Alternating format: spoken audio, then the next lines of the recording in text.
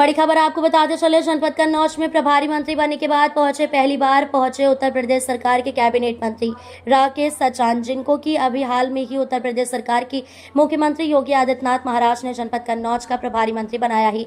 और जनपद कन्नौज का प्रभारी मंत्री बनाए जाने के बाद उनका पहला दौरा था। वहीं विश्व पर्यावरण दिवस के अवसर पर जनपद कन्नौज की तिरवा तहसील में लाग बहोशी में आयोजित कार्यक्रम में पहुंचे। तिरवा तहसील के लाग बहोशी में आयोजित कार्यक्रम में जनपद कन्नौज के अधिकारियों एवं जनप्रतिनिधियों की मौजूदगी में किया गया पौधारोपण कार्यक्रम। पौधारोपण कर प्रभारी मंत्री राकेश सचान ने दिया स्वच्छ पर्यावरण का संदेश।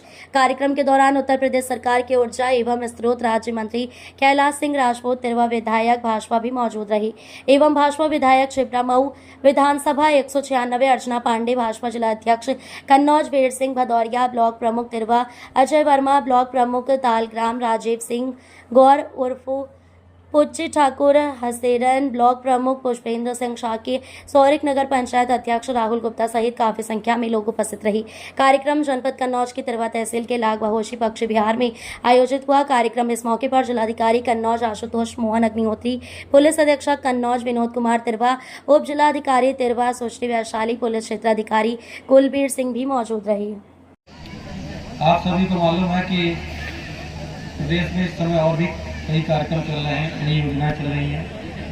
आज से 21 जून तक लगातार कार्यक्रम होंगे, जिसमें सरकार आपके द्वार होगी। हमारे अधिकारीगण जाएंगे, गांव में जाएंगे और जो ग्राम स्तर की समस्याएं हैं, खासकर जमीन से संबंधित विरासत के प्रकरण हैं, विकास से संबंधित प्रकरण हैं, या मेडिकल जो छोटी इलाज है जिसके लिए हम लोग हॉस्पिटल जाते हैं, ऐसे कैंप भी हम लोग लगवाएंगे।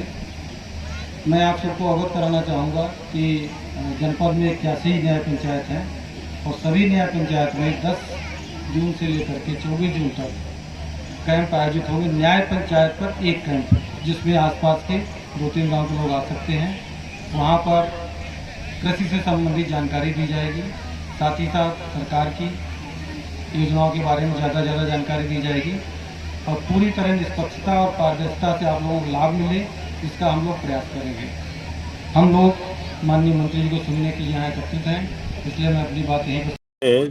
देश दुनिया में पर्यावरण दिवस 5 जून को मनाया जाता है और आज का दिन हमें याद दिलाता है कि हमारी क्या जिम्मेदारी है धरती माता के प्रति। इसके पर्यावरण को बनाए रखने के लिए हमें अपना एक पौध लगा करके, वृक्षारोपण करके और तमाम तरह से पर्यावरण को बचाने के लिए जो जिम्मेदारी है वो आज का दिन याद दिलाता है। तो आज के दिन मैं इस अवसर पर अपने कन्नौज वासियों से यही अपील करूंगा कि बड़ा लक्ष्य है, लगभग पेड़ लगाने का लक्ष्य हमारे कन्नौज जनपद है, जिसमें सारे विभागों को जिम्मेदारी बांटी गई है। हमारे गांव में प्रधान, जिला पंचायत, ब्लॉक प्रमुख और सारे संगठन में सेक्टर प्रमुख, मंडल अध्यक्ष, बूथ अध्यक्ष तक को इससे जोड़ा गया।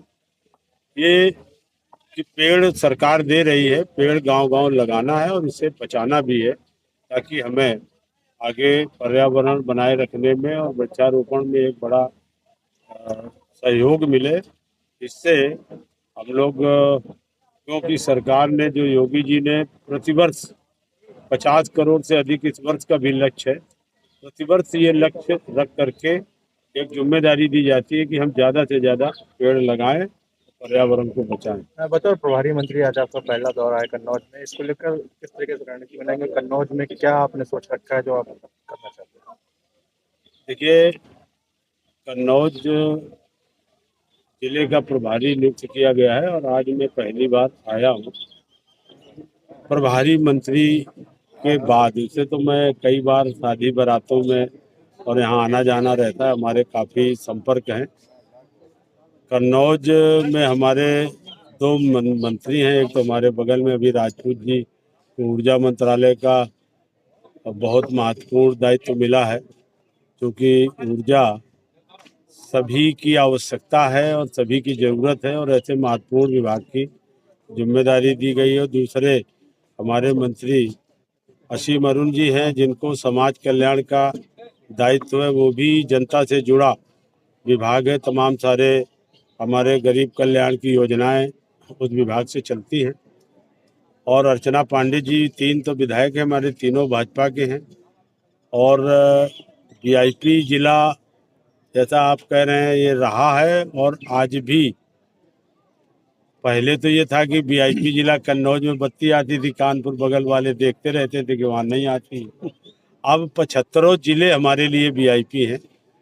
पूरे 75 जिलों में एक समान विद्युत जाती है, एक समान डेवलपमेंट का पैसा है। जहाँ पर जो जनप्रतिनिधि मांग करते हैं वो पैसा बड़ा बजट देते हैं। इस बार भी 7,12,000 करोड़ से अधिक का बजट हम लोगों ने पास किया है, जो उत्तर प्रदेश के इतिहास में इतना कभी बड़ा बजट हमारे उत्तर प्रदेश में नहीं पास हुआ है।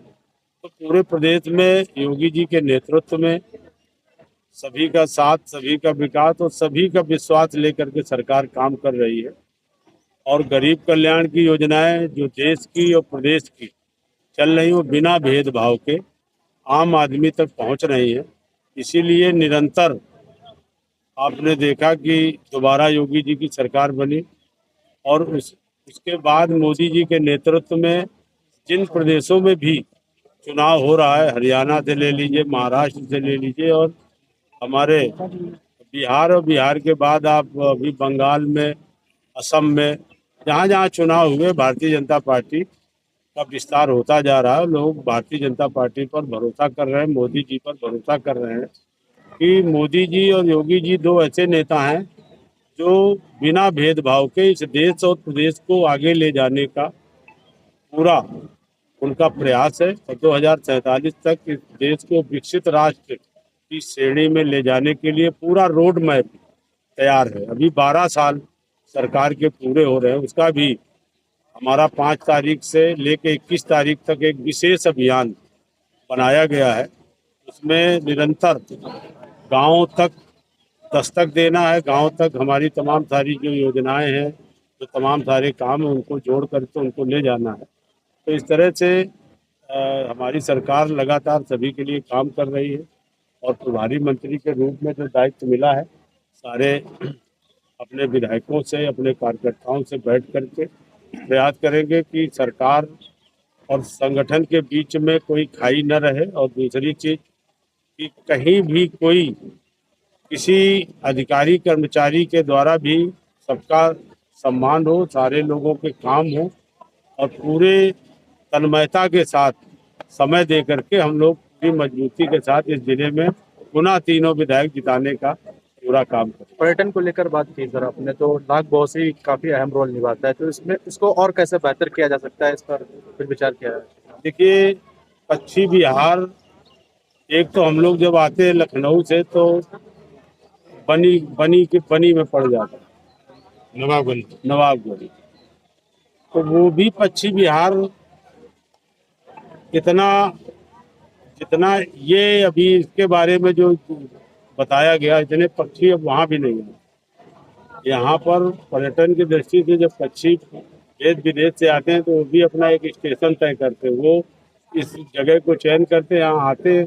कोई बुलाने तो जाता नहीं, उनको सुविधाएं मिलती हैं, उनको ऐसा वातावरण मिलता है तो यहाँ रुकते हैं, रुक करके फिर जाते हैं, रहते हैं। तो ऐसे स्थान का डेवलपमेंट होना भी चाहिए। और पश्चिमी बिहार का जब डेवलपमेंट होगा तो इसको देखने के लिए दूर दूर से लोग आएंगे। जब यहाँ आएंगे तो पर्यटन की दृष्टि से भी आमदनी भी बढ़ेगी, लोगों को रोजगार भी मिलेगा, और एक अच्छा स्थल डेवलप